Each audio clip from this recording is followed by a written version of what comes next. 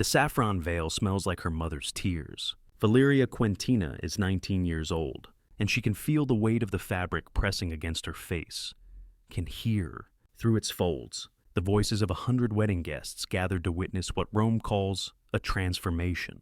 She can taste the bile rising in her throat as the hour approaches that every Roman woman learns to dread long before she learns to name it. Until this morning, she was a daughter of the genes Valeria, protected by her father's authority, surrounded by the household where she has spent her entire life, permitted the small freedoms that unmarried Roman women enjoy, laughter in the women's rooms, errands with trusted servants, the quiet ownership of her own body in a world where so little belongs to women. Now she stands in the atrium of her father's house. Dressed in the tunica recta, she wove with her own hands, her hair arranged in the 6 braids of a Roman bride. Her waist is bound with the knot of Hercules, so famous, so symbolic, so celebrated in every retelling, because only her husband will be permitted to untie it. And she is counting the hours until sunset. Sunset is when the procession begins. Sunset is when they will take her from everything she has ever known. Sunset is when she will be delivered to Gaius Corvilius Capio, the man she met for the first time 3 weeks ago. The man who is 41, the man who has already buried one wife. When she tries to remember his face, she does not remember warmth. She remembers the way his eyes measured her, not like a person being greeted, but like an asset being assessed. During their single meeting, he looked at her with an expression that made her want to vanish into the plaster walls. Her mother stands beside her now, adjusting the veil with hands that are steady, only because they have learned to be steady. She murmurs words that sound like comfort, but feel like warning. It will be over by morning, her mother says, and her voice is soft enough that the guests cannot hear, but not soft enough to hide the truth. You must be still. You must not resist. Whatever happens, you must endure it. Valeria's throat tightens. What will happen? Her mother's hands pause on the fabric. For a breath. There is silence. And in that silence, Valeria feels something she has never felt from her mother before. Not affection, not authority, but the weight of memory. When her mother speaks again, her voice carries the heaviness of experience, of her own wedding night decades ago. And every night that followed, you will learn tonight, she says. All brides learn. The important thing is to survive it. And if I do not survive it, the question hangs in the air like smoke from a lamp that has been burning too long. Valeria has heard the whispers, fragments of conversations that stopped when she entered a room, glances exchanged between older women, jokes made by men that made the women go quiet. She knows that some brides do not survive their wedding nights. She knows something happens in the bedchamber that can break a woman, damage her, end her. She does not know exactly what, because no one says it plainly. Her mother does not answer. Instead, she steps back, examines her daughter one final time, and says the words Roman mothers have said to Roman daughters for generations. You look beautiful. She says, your husband is fortunate. It is not comfort. It was never meant to be. Outside in the courtyard, the wedding feast is reaching its crescendo. The air smells of roasted meat and spiced wine and crushed herbs beneath sandals. The guests are laughing.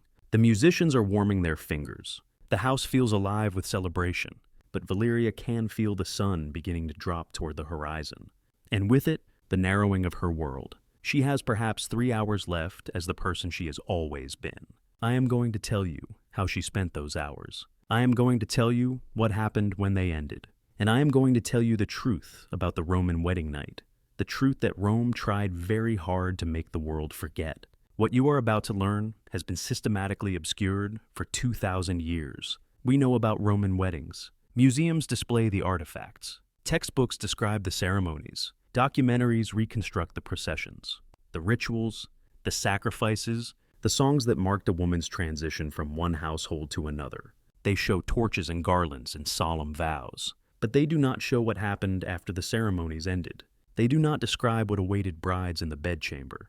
They do not explain why Roman women spoke of their wedding nights in whispers, why mothers wept when their daughters married, why the most common prayer offered at Roman weddings was simply that the bride would survive.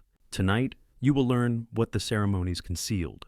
You will learn about the ritual every Roman bride faced, so central to Roman marriage and yet so disturbing to Roman sensibilities that even Romans themselves preferred not to discuss it directly. You will learn why this night was the night Roman brides feared most. But first, I need to warn you about something. This story will challenge what you think you know about Roman civilization. It will show you a side of Rome that does not appear in tourist brochures or Hollywood epics. It will make you understand why certain aspects of Roman marriage were never depicted openly, never celebrated in art, never described in the polite literature that survived. Some things were too important to ignore and too terrible to remember. The Roman wedding night was one of them. 3 hours before sunset, Valeria retreats to a small room off the main atrium, a storage space, private enough for the conversation she needs. She does not tell anyone what she is doing. She does not have to.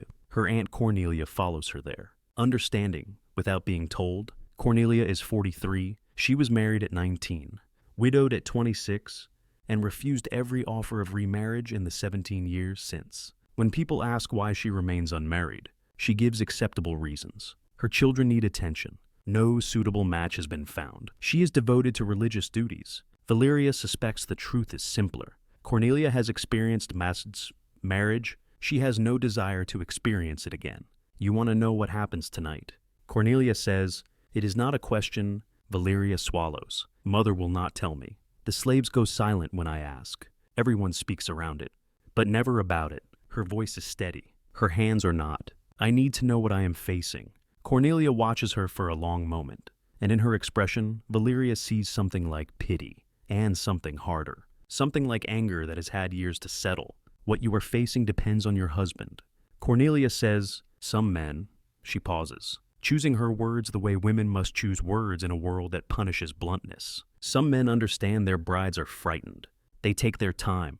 They try to make it less damaging. And other men," Valeria asks, because she already knows there must be another kind. Cornelia's gaze sharpens. "Other men do not understand, or they do not care to understand. They see the wedding night as their right, a right they have purchased, a right they intend to exercise fully, regardless of how their bride experiences it." Valeria's stomach turns. "Which kind is Gaius?" "I do not know." Cornelia says, "His first wife died after 4 years. She was trying to give him an heir. Her death does not tell us how he treated her behind closed doors." Cornelia steps closer, lowering her voice, as if the walls themselves might carry words back to the men of the house. "But I can tell you what the wedding night involves," she says.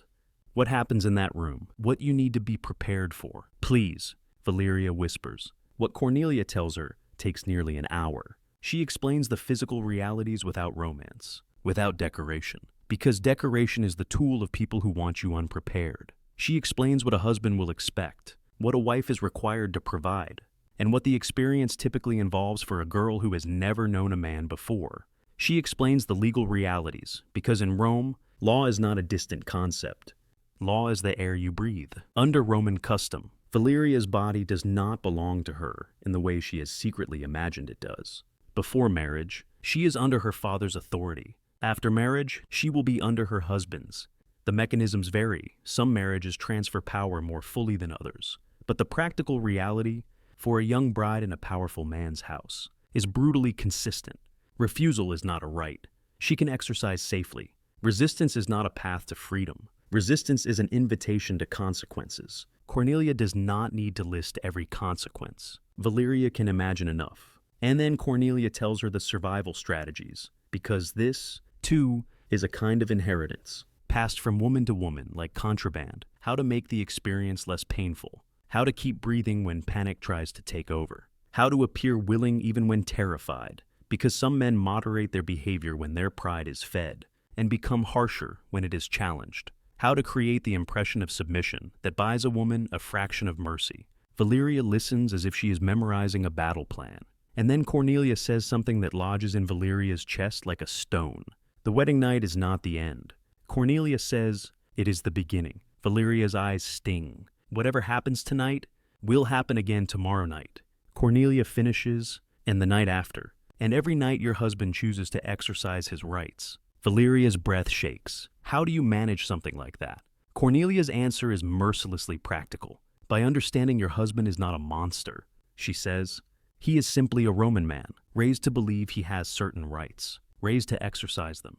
He sees nothing wrong with what he does. Valeria's voice breaks. "Then I cannot change anything." "You cannot change what he believes." Cornelia says, "You can only influence how he acts on those beliefs." "Influence how?" "By being useful," Cornelia says, each word clear, in ways that make him value your well-being. by giving him sons, which secures your position, by managing his household efficiently, which makes him dependent on your competence, by being pleasant company, which makes him prefer your presence to your absence. Her voice hardens. By making yourself too valuable to damage carelessly. Valeria stares at her. That sounds like becoming his servant. Cornelia does not flinch. That is exactly what it is. Roman marriage is service. Tonight transfers you from your father's service to your husband's. The only question is what kind of service you will provide, and how you will be treated while providing it. Valeria tries to speak, but her throat tightens again. And if I refuse, she manages if I resist. Cornelia takes her hands, gripping them with strength that is both warning and love. Then you will be forced, Cornelia says quietly, and the forcing will be worse than submission would have been. And you will still end up serving him, only you will have earned his anger in the process. Valeria's hands tremble in Cornelia's grip. I am not telling you this to frighten you. Cornelia says, I am telling you because knowledge is the only weapon you have. The women who enter their wedding nights ignorant are the women most likely to be destroyed by them. Cornelia's eyes hold Valeria's. You will not be ignorant, she says. You will be prepared. Prepared for what, exactly? Prepared for pain. Prepared for fear. Prepared for the moment when you realize your body is no longer your own and may never be your own again. And prepared to survive it. To wake up tomorrow morning, to begin learning how to live inside the walls you are about to be carried into. Valeria swallows hard. The conversation confirms her worst fears, but it gives her something else. Too. Something she did not have when she entered the room. Information, strategy, the beginning of a plan. Thank you, she whispers. Do not thank me.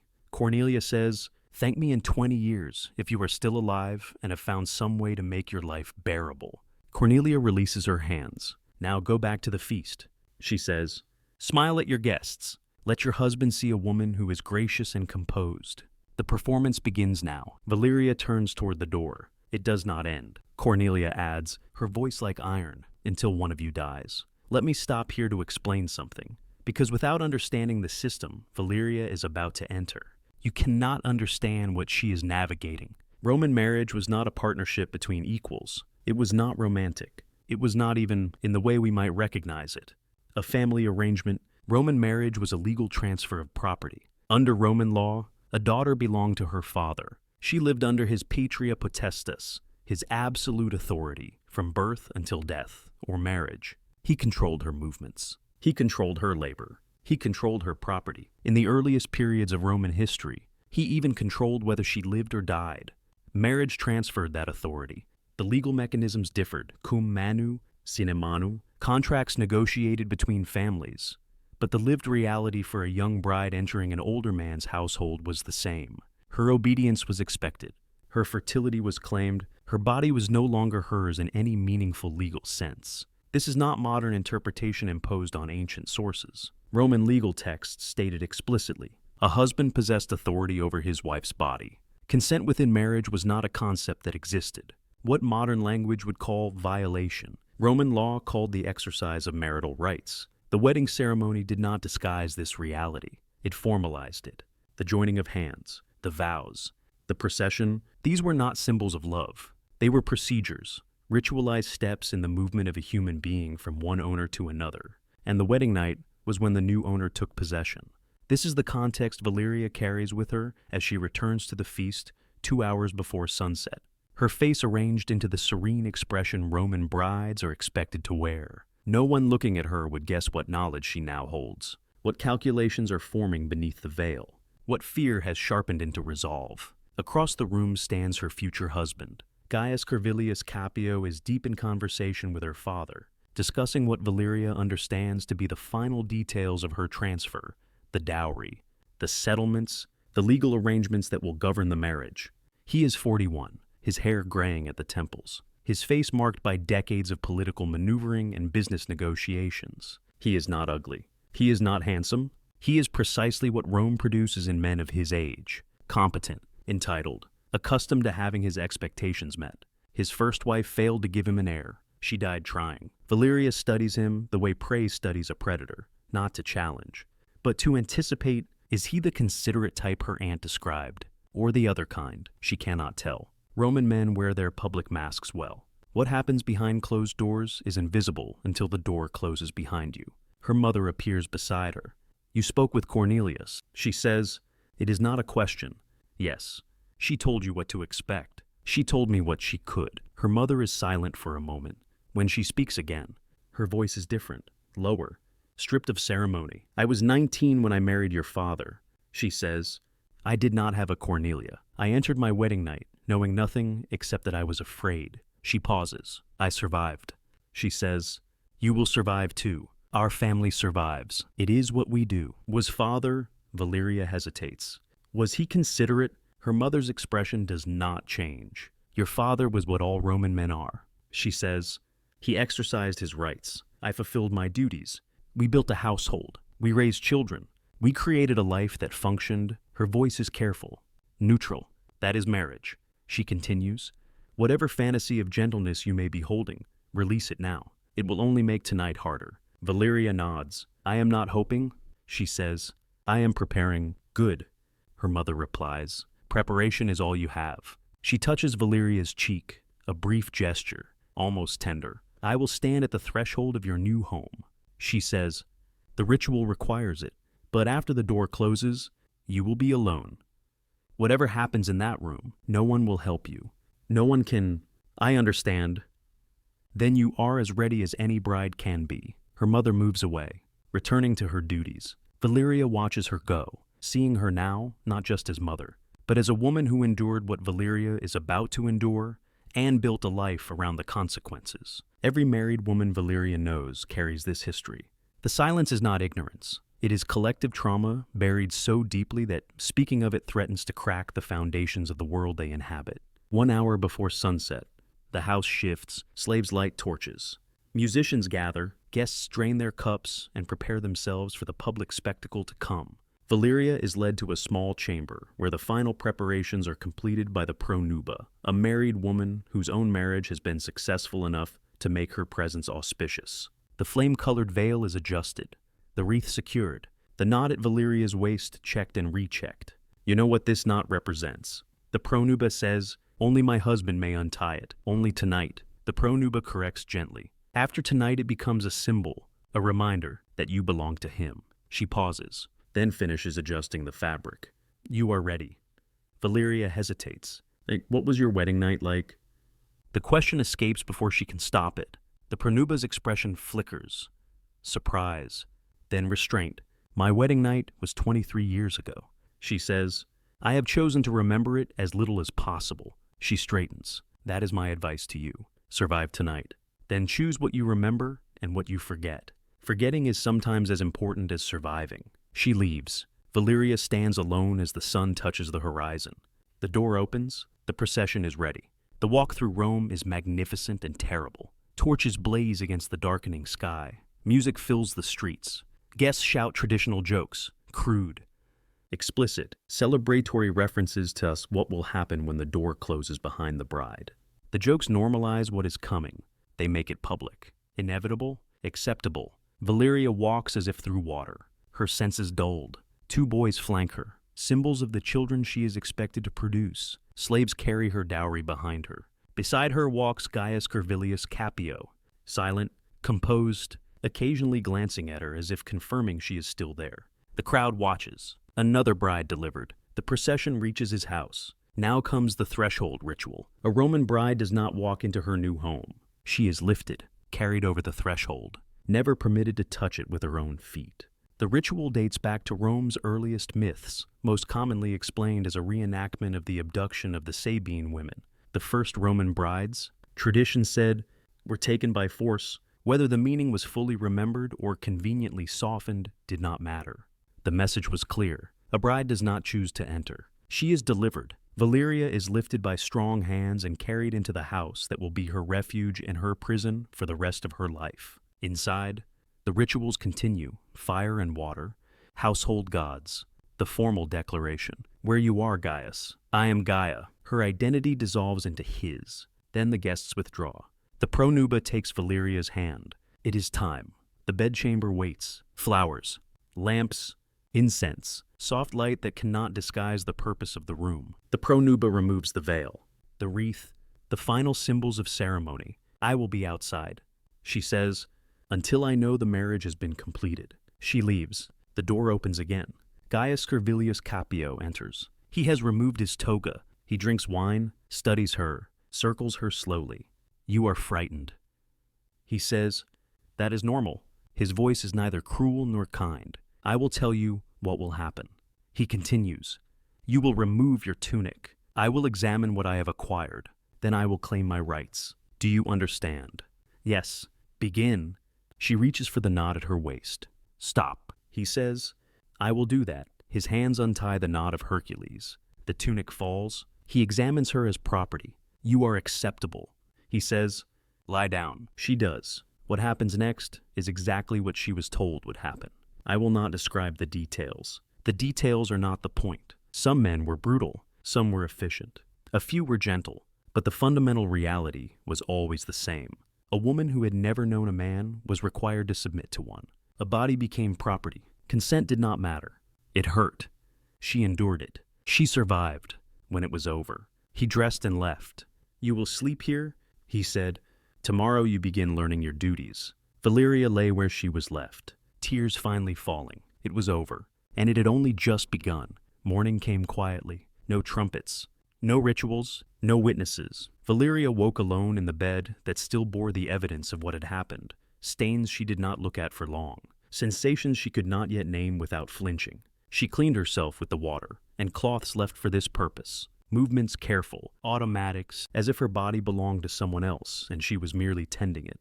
When she dressed, the clothing waiting for her was different. The garments of a matron. Not a maiden. The fabric was heavier, the cut more restrained. It marked her new status without asking how she felt about it. She looked at herself in the polished bronze mirror. She looked the same. That surprised her. She had expected some visible transformation, some mark of what had been taken, what had been learned in the dark hours since sunset. But her face was unchanged. Her eyes were her own. Only she knew what now lived beneath her skin. She stepped out of the bedchamber and into her new life. Waiting for her was Tertia. Tertia was a freedwoman, older, composed, with the efficient posture of someone who had managed a Roman household for decades. She had served Gaius Servilius Capio through his first marriage, through its aftermath, through the years of searching for another wife. She looked at Valeria with something unexpected in her expression, recognition. You survived, Tertia said. Yes, good, Tertia replied. I was not certain you would. Valeria stiffened. The master can be demanding, Tertia said, choosing each word carefully. His first wife found him difficult to manage. What happened to her? Tertia did not hesitate. She attempted to give him an heir 5 times in 4 years. She said, the 5th attempt killed her. The words were flat, informational, the way Roman women learned to speak of death when death was common. She was not strong enough. Tertia continued, I hope you are. So do I. Tertia nodded once. Strength can be learned. Strategy can be taught.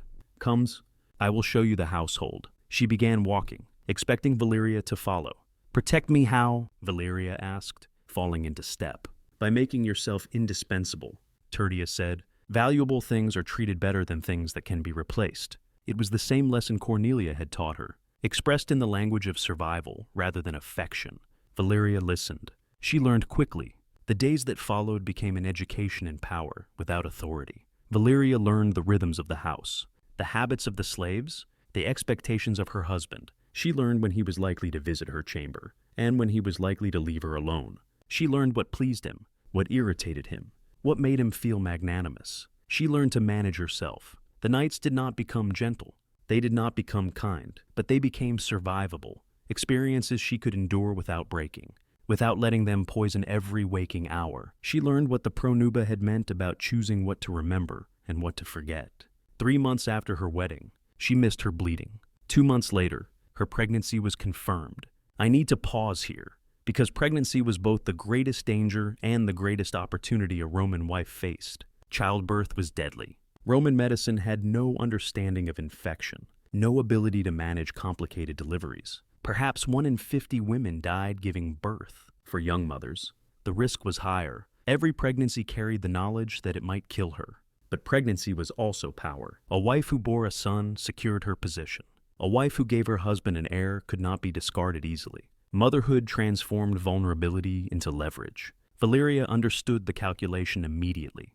Her husband's visits became less frequent. He would not risk damaging what might be carrying his heir. For the first time since her wedding night, Valeria slept without fear of footsteps at her door. She used the respite wisely. She strengthened her position in the household. She built alliances with slaves and freedwomen. She began forming quiet relationships with neighboring wives, women who understood exactly what she was enduring, and who passed knowledge the way Roman women always had, discreetly, strategically, without leaving evidence. When labor came, it was early and brutal. 23 hours, moments when Valeria was certain she would die.